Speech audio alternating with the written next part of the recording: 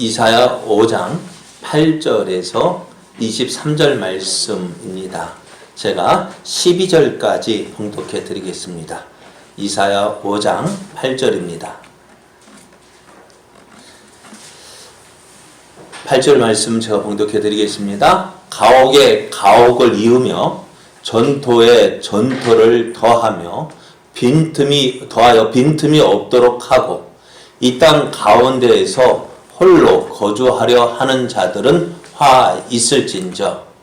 만군의 여호와께서 내 귀에 말씀하시되 정령이 허다한 가옥이 항폐하리니 크고 아름다울지라도 거주할 자가 없을 것이며 열흘 가리 포도원에 겨우 포도주 한 바트가 나겠고 한 호멜에 종자를 뿌려도 간신히 한 에바가 나리라 하시도다. 아침에 일찍이 일어나 독주를 마시며 밤이 깊도록 포도주에 취하는 자들은 화 있을진저. 그들이 연회에는 수금과 비파와 소고와 피리와 포도주를 갖추었어도 여호와께서 행하시는 일에 관심을 두지 아니하며 그의 손으로 하신 일을 보지 아니하는도다. 아멘. 할렐루야. 항상 우리를 사랑하시고 도우시며 약속을 지키시는 신실한 하나님을 찬양합니다. 오늘도 그 하나님을 기뻐하며 예배의 자리에 나오신 여러분에게 풍성한 하나님의 은혜가 넘쳐나기를 예수님의 이름으로 축복합니다. 축복합니다. 옆에 계신 분과 함께 인사할 때에 함께 예배하는 성도님이 있어서 행복합니다. 사랑합니다. 축복합니다. 오늘 우리에게 주신 하나님 말씀을 통해서 하나님을 결코 잊어서는 안 됩니다. 하나님을 결코 잊어서는 안 됩니다. 이런 제목으로 하나님 말씀을 증거하겠습니다. 한 농부가 기름진 산에다 땅을 파고 또 돌을 제하고 난 후에 그곳에 극상품 포도나무를 심었습니다. 그리고 좋은 열매 거두기 위해서요, 먼저 땅에 있는 잡초들 제거하고 또 흙속에 미쳐 있는 돌들을 제거했습니다. 그리고 이 제거된 돌들 이제 밭에서 뽑아낸 캐낸 돌들을 가장자리에 둘레에 싸서 사람들이 들어오지 못하도록 하고 또 짐승들이 들어오지 못하도록 담을 쌓았습니다. 그리고 열매를 맺을 때까지요, 가지를 잘라주고 북을 닫아주고 여러 가지로 이제 열매를 잘 맺도록 그렇게 많은 공을 들였습니다. 그리고 시간이 지났습니다. 포도나무에 이제 열매가 맺히기 시작을 합니다. 그리고 이제 열매가 맺힌 것을 보았을 때 여러분 어떤 열매가 맺히러 오는, 그렇게 수고했으면 어떤 열매가 맺혀야 될까요? 좋은 열매가 맺혀야 돼요. 그런데요, 농부가 그토록 수고했는데 포도나무에 달린 그 열매를 보니까요, 아주 좋은 포도가 열린 것이 아니라 상품 가치가 떨어진 돌포도를 맺었습니다. 그것을 본 농부가 어떻게 했을까요? 그동안 수고한 것에 대한 이제 화가 치밀어 오릅니다. 내가 좋은 열매 맺기 위해서 얼마나 애를 썼는데. 그죠?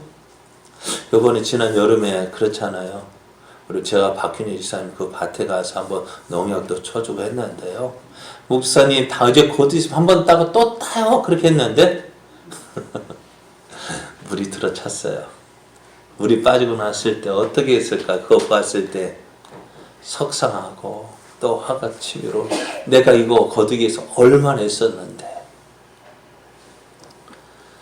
물론 이건 수제 때문에 그렇습니다만 이거 이제 그렇게 수고했는데 내가 원하는 좋은 열매를 맺어야 되는데 좋은 열매 맺지 아니하니까 어떻게 될까요?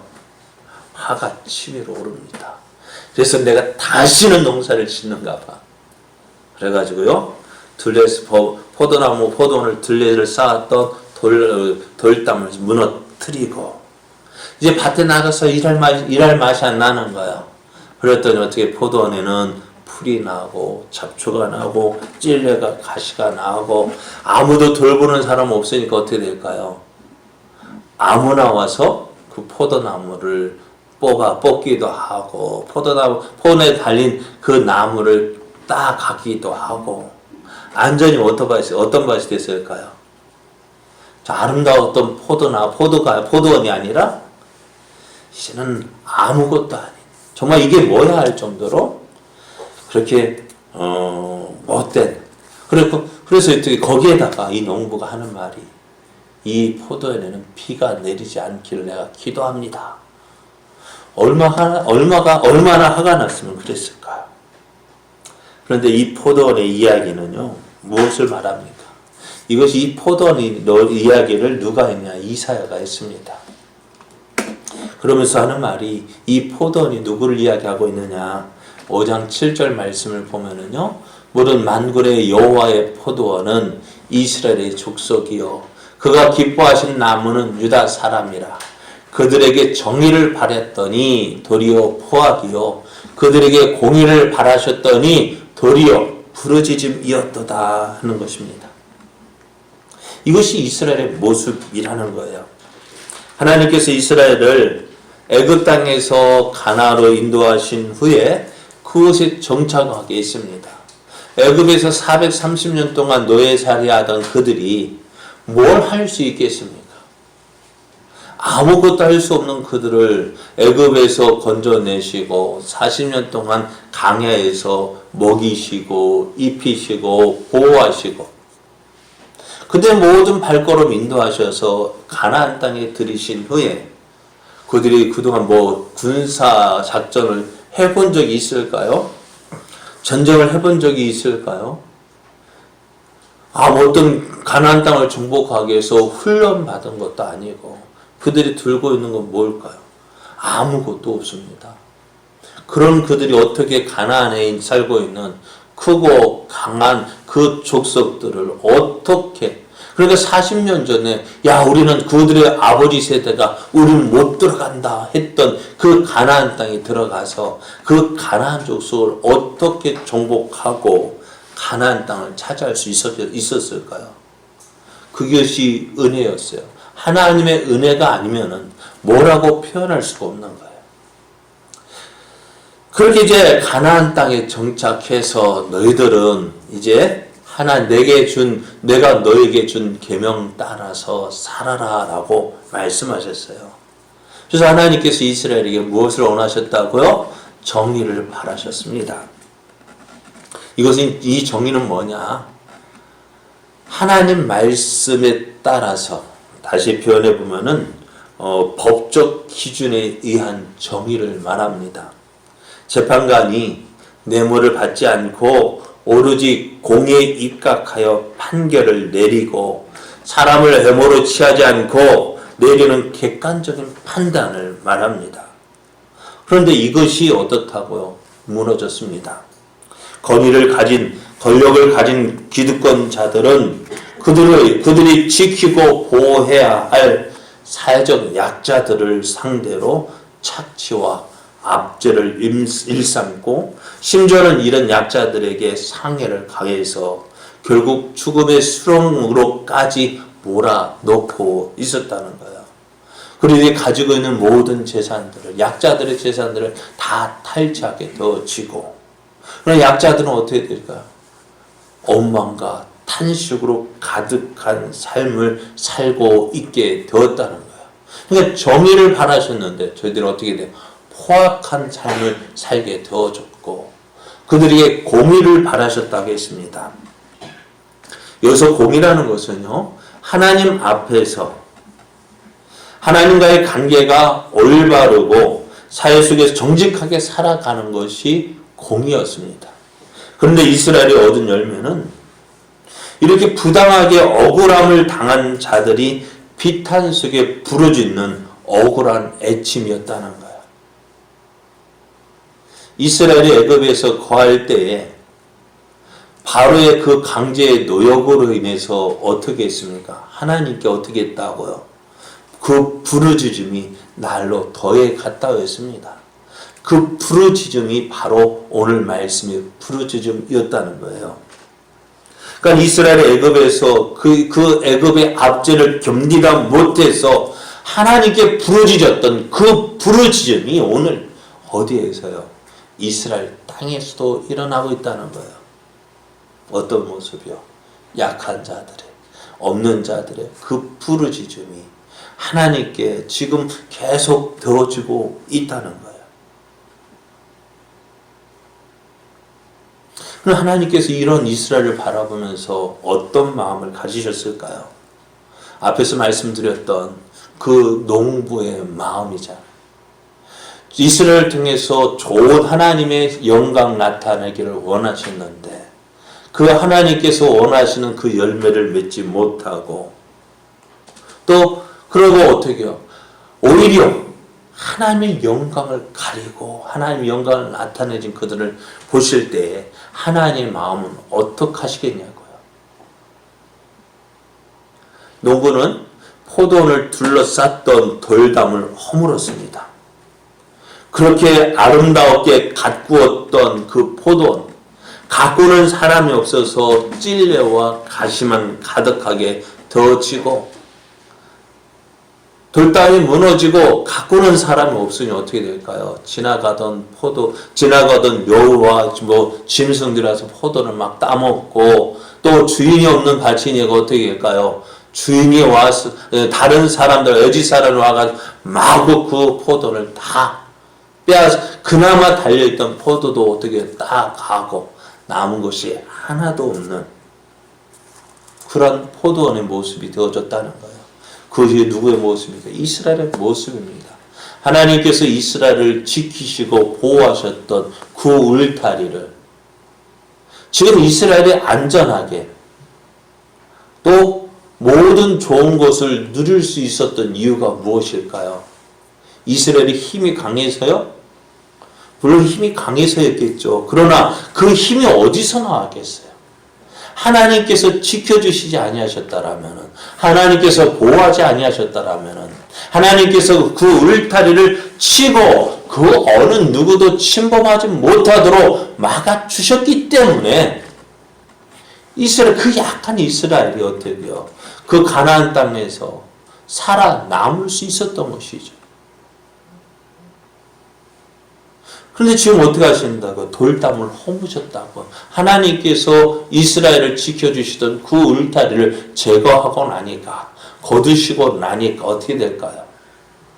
지나가던 그 동물도 와서 함부로 하고, 지나가던 사람도 막 와서 자기 것이냐 막 딱 하고, 그것이 이스라엘의 모습이에요. 주변에 주변에 이스라엘의 조공을 바쳤던 나라들이 일어나서 이스라엘을 괴롭히고 주변에 있던 바벨론이나 아수르나 애굽의 나라들이 계속해서 어떻게 이스라엘 와서 이제는 이스라엘이 그 앞에 무릎을 꿇는 그런 모습들을 가지게 된 것입니다. 왜 그렇게 되어졌다? 그게 하나님의 심판이라는 거예요.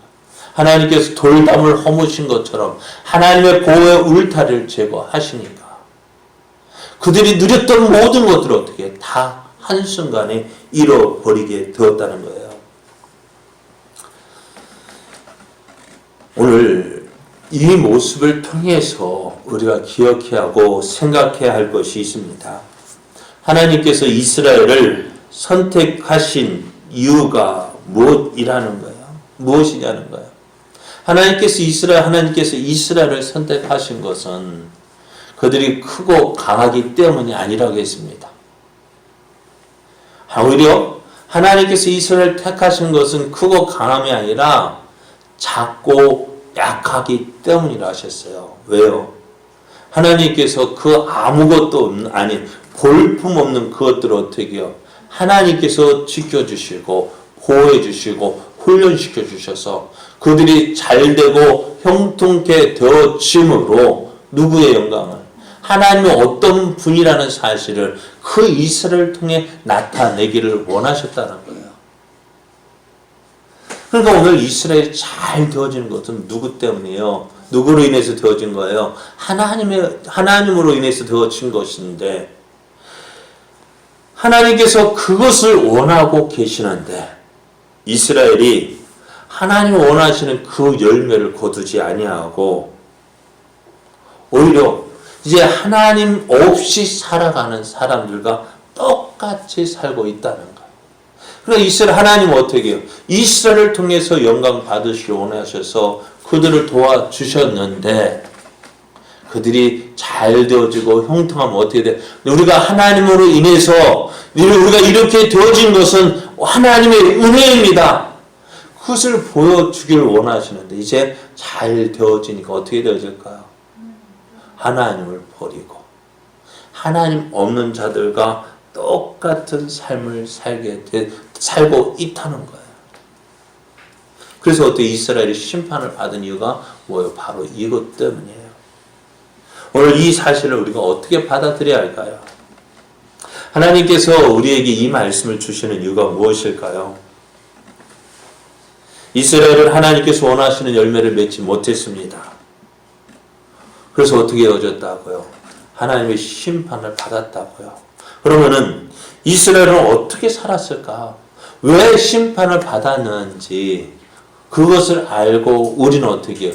그렇게 살면 안 된다. 그렇게 살지 않도록 하나님께서 우리에게 말씀하시고자 하시는 거예요. 자, 이스라엘이 본래 살았던 곳이 어디였어요? 애굽 땅이었어요. 몇 년 동안요? 430년 동안 살았습니다. 430년 동안 살면은요, 어찌 됐을까요? 이스라엘 정신은 다, 이제, 무슨 근성? 이제 노예 근성만 남는 거예요.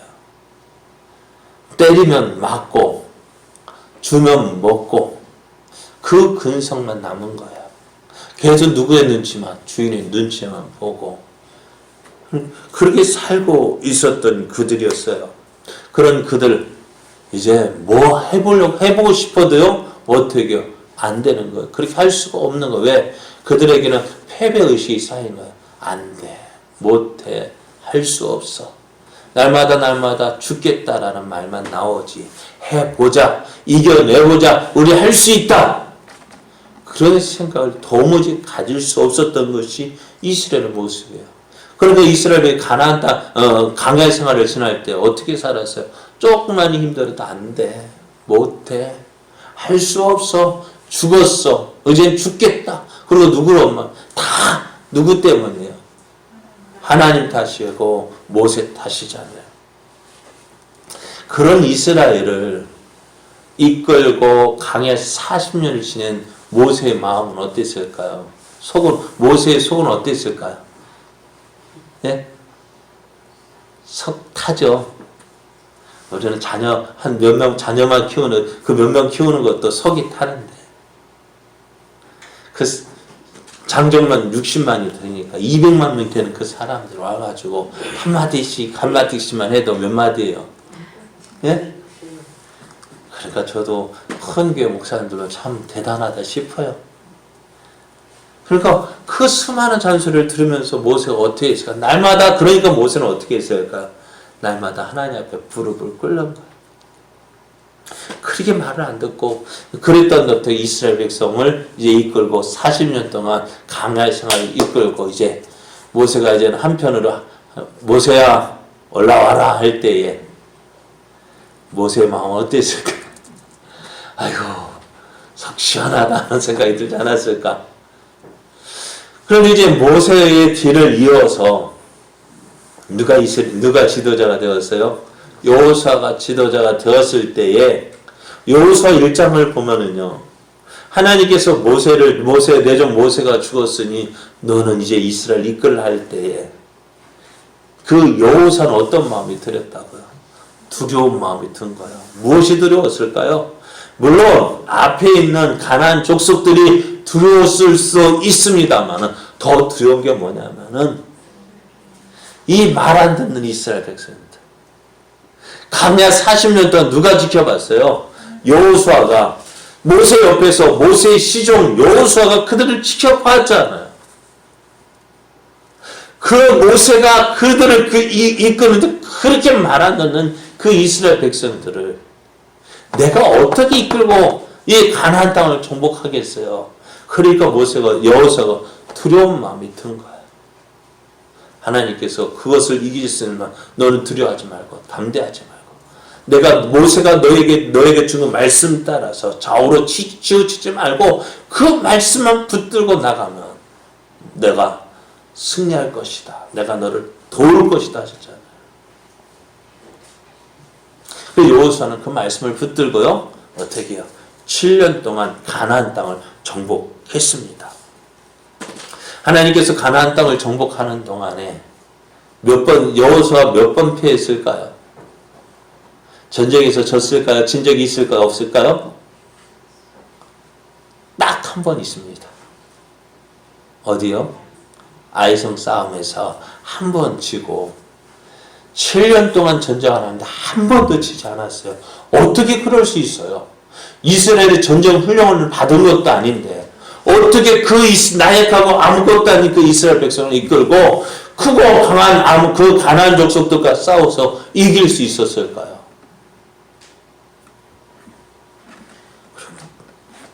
모든 것이 하나님의 은혜였어요. 그래서 여호수아 24장을 보면은 이제 여호수아가 이제 자기가 다 한 일, 이제 하나님께서 약속하신 말씀대로 가나안 땅을 정복하고 그 분배받은 제비 뽑아서 얻은 그 땅을 각 지파별로 기업으로 나누어 주어서 다 정착하고 한 후에 이제 여호수아도 이제 나이가 들었을 거 아니에요. 그죠? 이제 자기 죽을 때가 된 줄 알고 이제 온 이스라엘을 모으게 해서 자 봐라. 우리가 저 애굽에서 살면서 하나님의 은혜로 애굽에서 나왔고 광야를 지나고 우리가 가나안 땅에 지금 우리가 살게 되어졌는데 우리가 이렇게 되어진 모든 것이 누구의 은혜다? 하나님의 은혜로 되어진 것이 아니냐? 그러면서 이제 이렇게 이야기합니다. 그러므로 이제는 여호와를 경외하며 온전함과 진실함으로 그를 섬기라.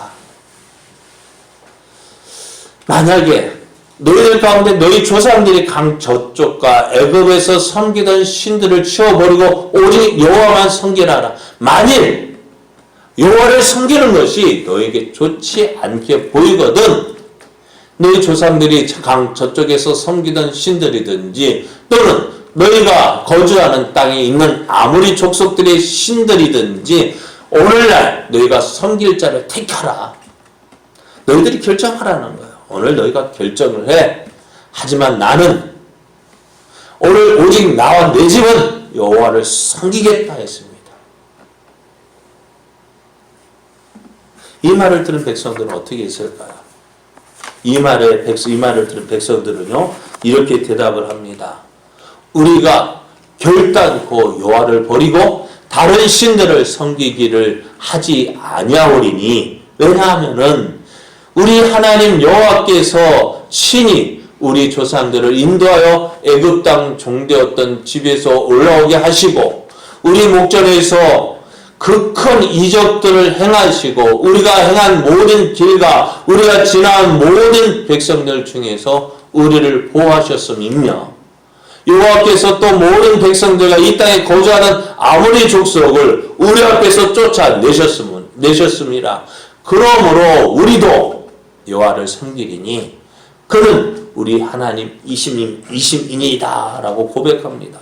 우리가 하나님을 어떻게 하겠다고요? 믿고 섬기겠다고요. 자 이제 그렇게 약속하고 또 이스라엘 백성이 가나안 땅에 정착을 하고 가나안 땅에 살기 시작합니다. 이스라엘이 이제 하나님을 믿고 하나님을 섬기며 가나안 땅에 살았을 때에 하나님께서 주신 은혜가 얼마나 컸습니까? 하나님께서 주신 그 풍성한 은혜를 누렸습니다. 이스라엘 백성이 보았던 것처럼 이스라엘 백성이 경험했던 것처럼 하나님은 그들을 하나님 믿고 섬기는 그들에게 복을 주셔서 주변의 나라들이 감히 이스라엘을 넘보지 못하도록 지켜주시고 보호하셨고 그를 강성케 하셔서 이스라엘을 통해서 하나님 영광을 나타내 주셨습니다. 그런데 그들이 이 하나님께서 주시는 풍성한 은혜를 누리는 가운데 그 은혜를 주신 하나님을 잊고 말았습니다. 대신 그들은 가나안 땅을 선택했습니다. 8절을 보면은 어떻게 사용했느냐. 가옥에 가옥을 이으며 전투에 전투를 더하여 빈틈이 없도록 하고 이 땅 가운데서 홀로 거주하려 하는 자들은 와 있을진저 라고 했어요. 이들은 어떻게 해요? 가나안 땅의 모든 땅을 다 어떻게 해요? 다 내꺼 무엇을 두는 거예요? 자기 재산을 누리는 거예요. 그런데 그 재산을 누릴 때 어떻게 할까요? 예? 약한 자들 것을 뺏고 무엇을 가지고 힘으로 권력으로 어떻게 하도록요? 그들의 모습이 어떻게 있어요? 그들의 소망은 더 이상 하나님께 있지 않았습니다. 그들의 소망은 이 땅 가운데 있었습니다. 이 땅에서 영원토록 살 것을 소망했습니다. 그럼 어떻게 해요? 뭐라면 이 땅 가운데서 홀로 거주하려 하는 자들처럼 모든 거 다 내 거.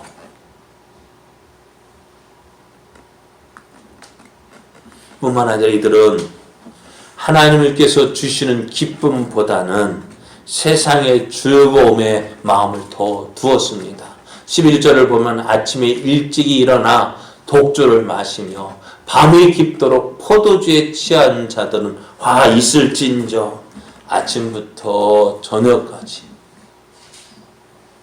여러분 아침에 일찍 일어나는 이유가 뭘까요? 여러분 아침에 일찍 일어나시는 이유가 뭐예요? 예? 오늘도 좋은 날 맞이해서 저 새벽 기도하기 위해서 나오고 또 밖에 나가서 열심히 일하기 위해서 아침 일찍 일어나는데 가진 것이 많다 보니 이들이 뭐 했을까? 아침에 일찍 일어나는 이유가 뭐예요? 술 마시기 위해서요. 또 그 술 마시는 건데 밤이 깊도록 마시는 거야. 날마다 술에 취해 있다는 거야. 세상 즐거움에 취해 있다는 것이에요. 이들의 모습을 이런 모습에 어떻게 보느냐. 12절 말씀에 그들이 연회에는 수금과 비파와 소고와 피리와 포도주를 갖추었어요. 그들의 잔치는 이 모든 것을 갖추는 것을 좋아했어요. 모든 것 갖추기. 그러니까 사람 즐기는 거에서 다 갖추었어요. 그러니까 우리가 어떻게 해요? 우리 여러분 돈을 벌면 뭐부터 하고 싶을까요? 네? 직장 가면 뭐 하고 싶어요? 생각 안 해보셨어요? 제 아들이 그러더라고요. 아빠 왜? 아빠 돈 벌면은요 차부터 살 거래요. 정상이죠.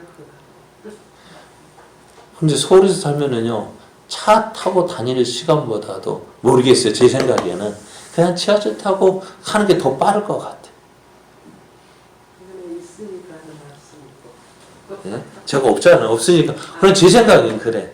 그런데 어떻게 그들은 어떨까요?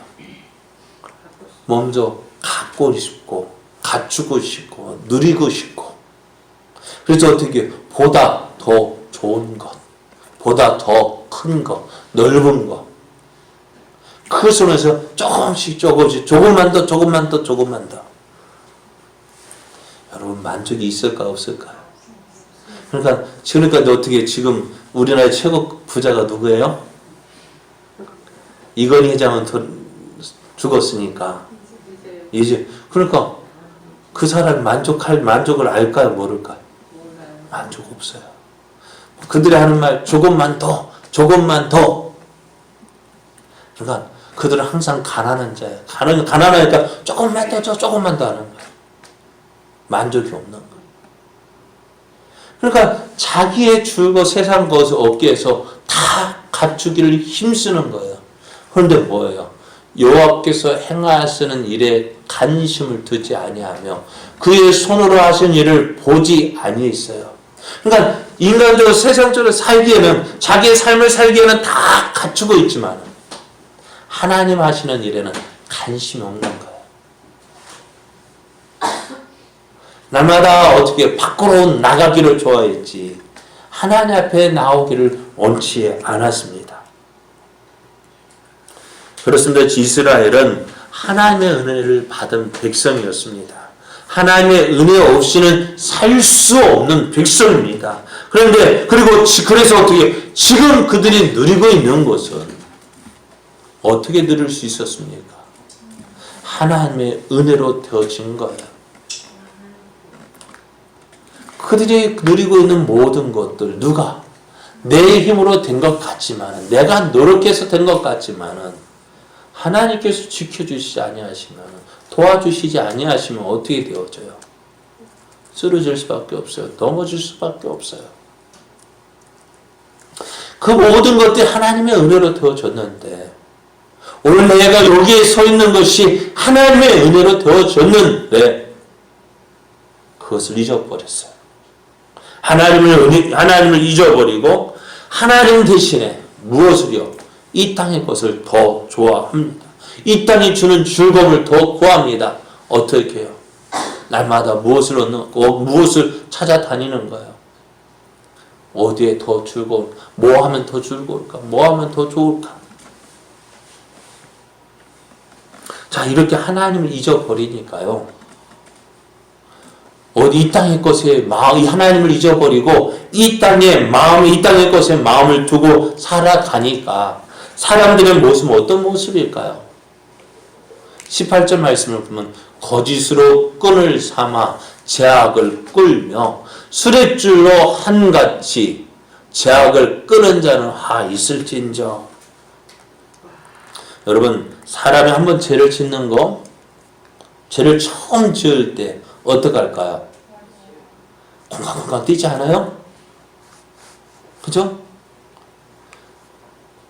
남의 것을 몰래 도둑질 해보겠다, 가져보겠다 할 때, 거짓말할 때 어때? 마음은 어때요? 네?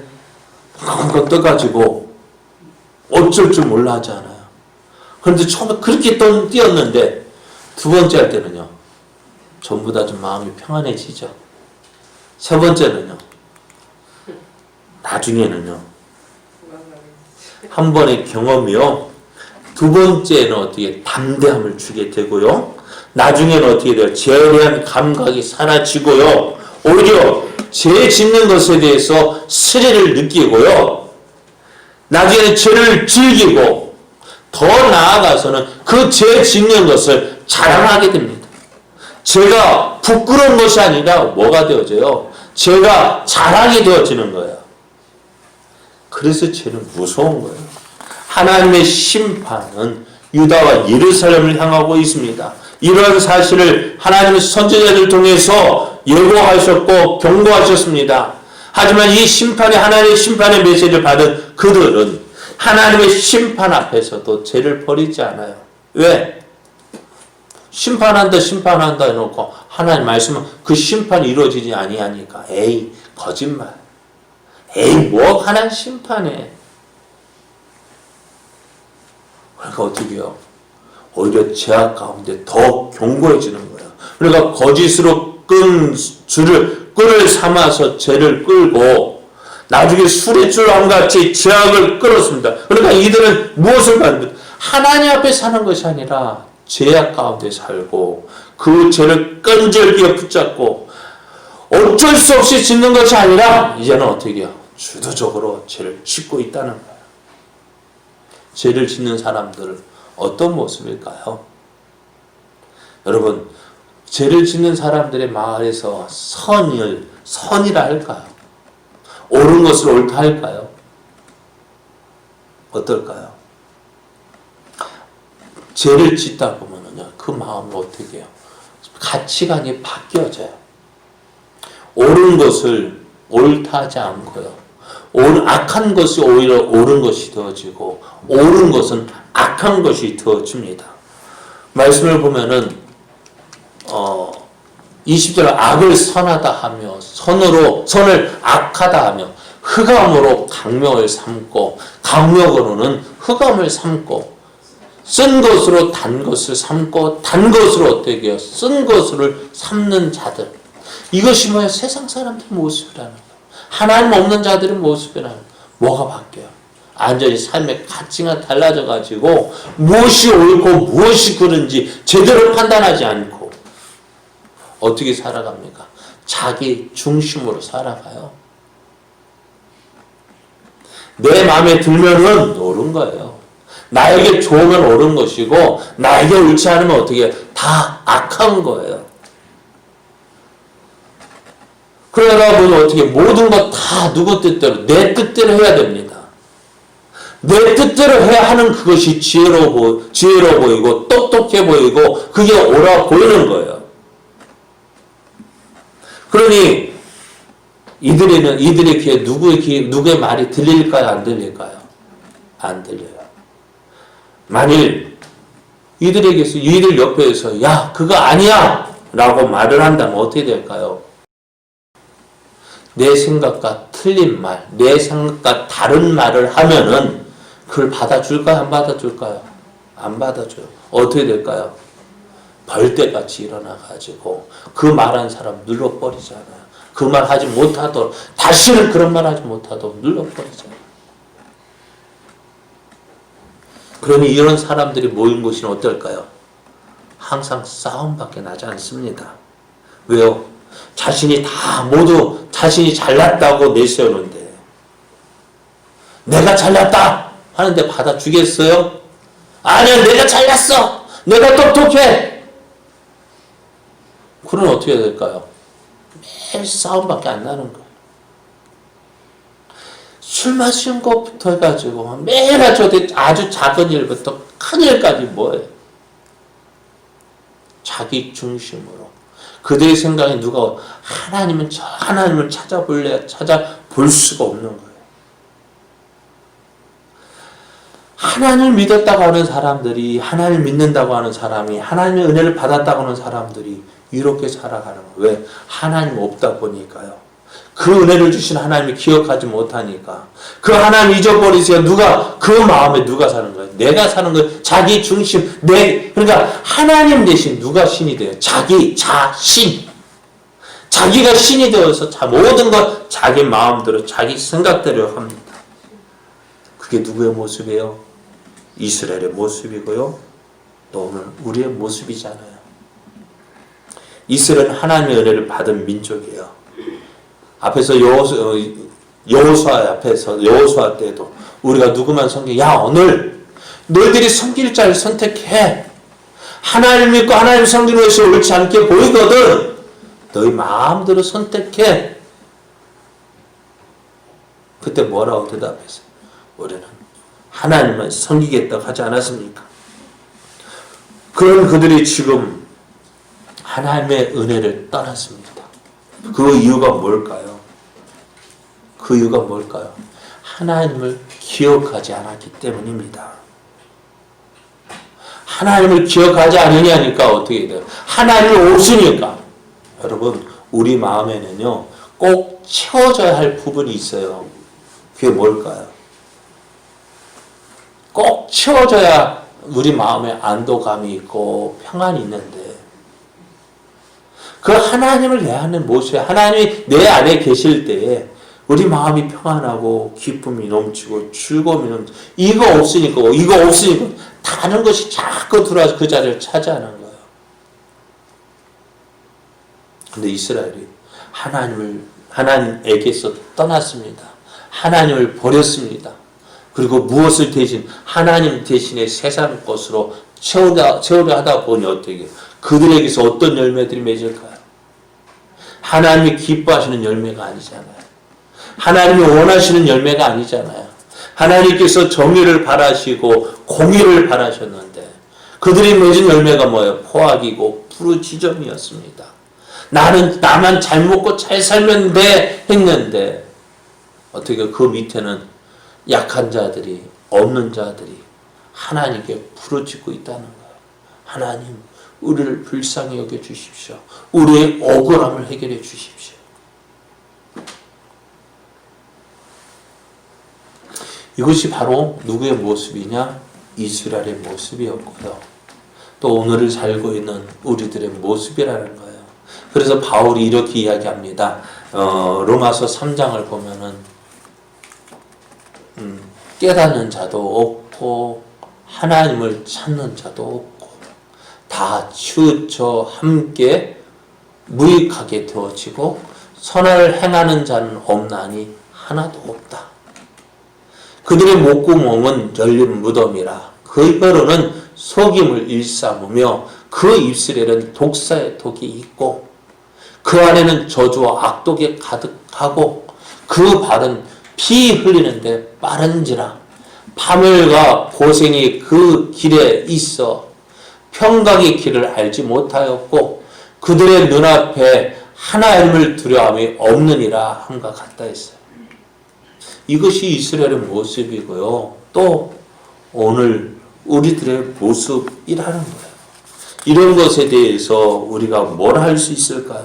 이런 모습에 대해서 우리 여러분 뭐라 말할 수 있습니까? 다시 한번 읽어볼까요?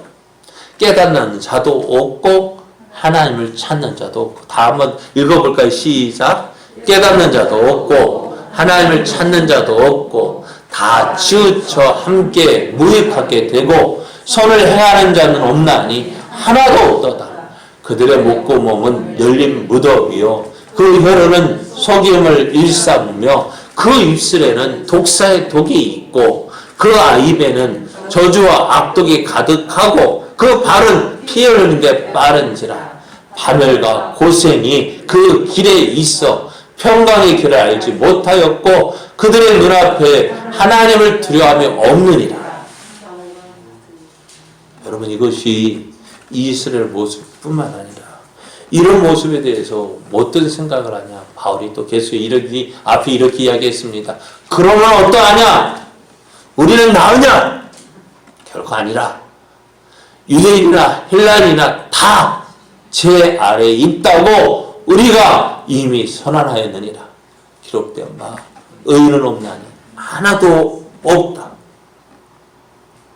우리가 이스라엘의 모습을 보면 야 이스라엘 너희들 어떻게 그렇게 살았느냐? 어떻게 그럴 수 할 수 있느냐라고 말할 수 있겠느냐는 그럴 수 없다는 거. 우리도 우리의 모습도 이스라엘 모습, 이스라엘과 비교하면 이스라엘보다 더하면 더했지 덜하지는 않다는 거예요. 이스라엘이 왜 이렇게 되었을까요?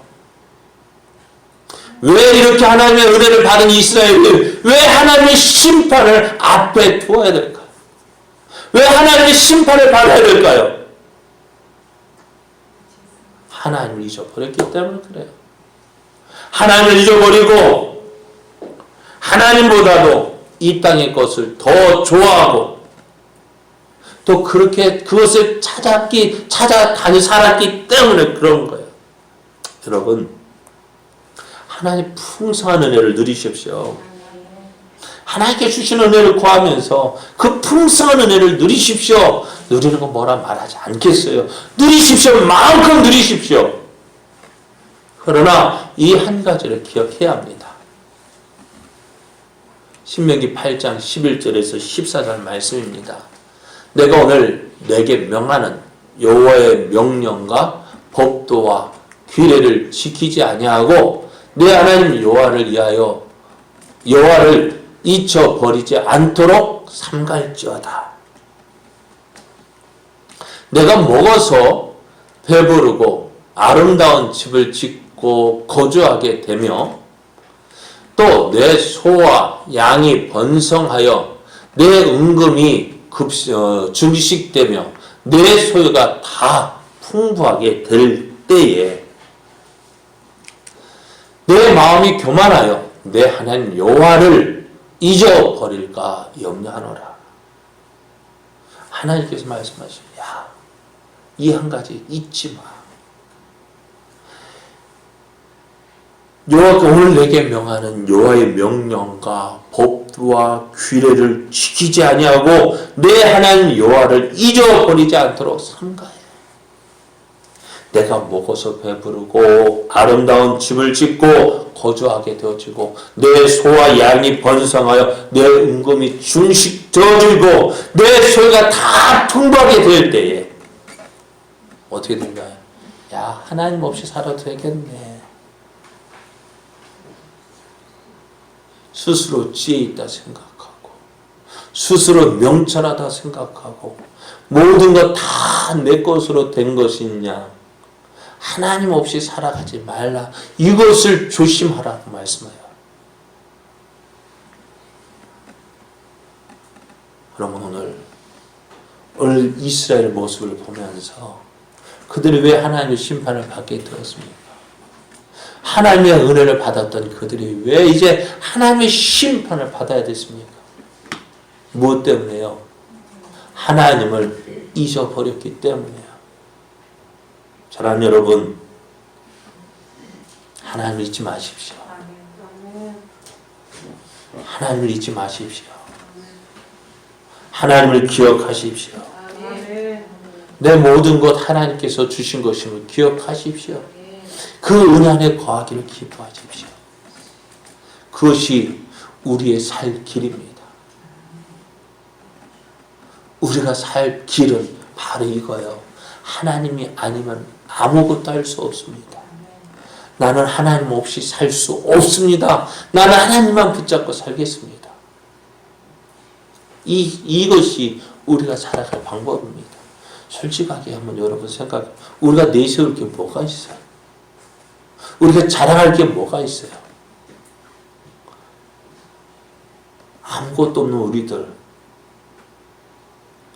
그러니까 죄송합니다. 말 한마디면 우리는 꼼짝 못하잖아요. 위에 사람이 뭐라 하면 꼼짝 못하잖아요. 그런 우리들이 뭐 할 수 있겠습니까? 이런 우리들이 살 수 있는 길은 뭐예요? 살아계신 하나님을 의지하는 거예요. 그 하나님을 붙잡고 살아가는 거예요. 오늘 여러분 힘들고 어려울 때에 하나님을 찾아야 되죠. 또 이 힘들고 어려운 것 지나갈 때 우리는 어떻게 될까요? 하나님을 계속해서 붙잡아야 돼요. 죄송합니다만 한국 교회가 참 욕을 많이 먹고 있어요. 무엇 때문일까요? 바로 그거예요. 하나님께서 주신 은혜를 주신 그 하나님을 기억하지 못하고 사람 방법대로 세상 방법대로 살았기 때문에 그래요. 하나님의 영광을 나타내야 될 하나님의 자녀들이 하나님의 영광을 나타내지 아니하고 세상 사람들과 세상 가운데서 거하면 세상 사람과 똑같은 모습을 살면 어떻게 되죠? 욕먹기 마련이에요. 세상 사람 하나님도 원하시고 세상 사람들이 교회를 향하여 원하는 것은 뭐냐면 너희는 달라야 한다는 거예요. 하나님을 기억하십시오. 그러니까 우리는요 세상 사는 방법대로 살면 어때요? 망할 수밖에 없어요. 왜요? 우리 사는 방식이 틀리거든요. 여러분 바닷물 사는 고기를 민물에 갖다 놓으면 어떻게 될까요? 민물에 사는 고기를 바닷물에 갖다 놓으면 어떻게 될까요? 왜요? 사는 방식이 틀려요. 우리도 그래요. 세상 가운데 살지만 세상에 물들지 아니하고 하나님 원하시는 방식으로 살아갑시다. 하나님을 기억합시다. 하나님을 의지합시다. 하나님과 날마다 동행하는 삶을 살아가는, 그래서 하나님의 살아계심을 나타내는 자, 하나님의 영광을 나타내는 자, 그런 자 되어지기를 예수님의 이름으로 축복합니다.